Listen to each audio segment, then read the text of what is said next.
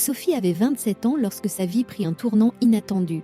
Son mari, Marc, l'homme qu'elle pensait être son pilier, quitta la maison du jour au lendemain, la laissant seule avec leurs 2 enfants, Elisa, 5 ans, et Lucas, 2 ans. Aucun avertissement, juste un mot sur la table de la cuisine. « Je ne peux plus. Désolée. » Sophie ressentit un mélange de colère, de tristesse et de peur. Mais en regardant ses 2 petits qui ne comprenaient pas ce qui se passait, elle réalisa qu'elle n'avait pas le droit de flancher. Au début, tout était un défi. Sophie jonglait entre son emploi de caissière à mi-temps et les responsabilités d'élever seule ses enfants. Les fins de mois étaient difficiles. Parfois, elle mangeait moins pour que ses enfants aient tout ce dont ils avaient besoin.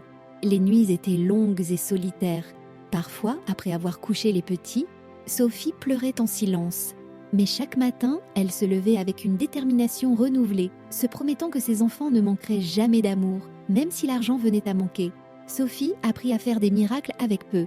Elle cousait elle-même les vêtements d'Elisa, transformant de vieux tissus en jolies robes. Elle bricolait des jouets pour Lucas à partir de cartons et de bouts de bois. Noël n'était pas grandiose, mais chaque année, elle trouvait un moyen de créer une atmosphère magique. Elle renonça à ses propres rêves pour se concentrer sur ceux de ses enfants. Sophie avait toujours voulu ouvrir une petite pâtisserie, mais les responsabilités quotidiennes et les factures à payer la maintenaient dans son emploi modeste. Avec le temps, Elisa et Lucas grandirent.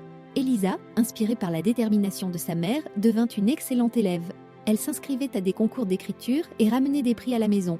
Lucas, lui, montrait un talent pour le dessin et passait des heures à esquisser des portraits de sa mère qu'il admirait comme une héroïne. Malgré les obstacles, Sophie trouvait de la joie dans les petites choses. Un sourire, une accolade, un dessin fait avec amour. Ces moments donnaient un sens à tout son dur labeur. Des années plus tard, Elisa et Lucas, devenus adultes, étaient remplis de gratitude pour leur mère. Elisa décrocha une bourse pour étudier le droit à l'université et Lucas devint un illustrateur talentueux. À chaque étape, ils se souvenaient des sacrifices de leur mère et faisaient tout pour la rendre fière.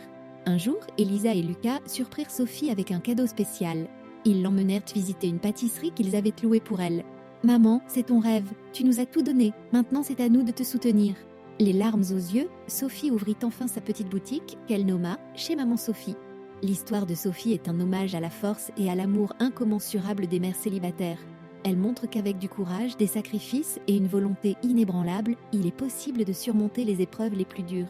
L'amour et la résilience finissent toujours par porter leurs fruits. Si cette histoire te touche, partage-la pour célébrer ces héros silencieux qui donnent tout pour leurs enfants.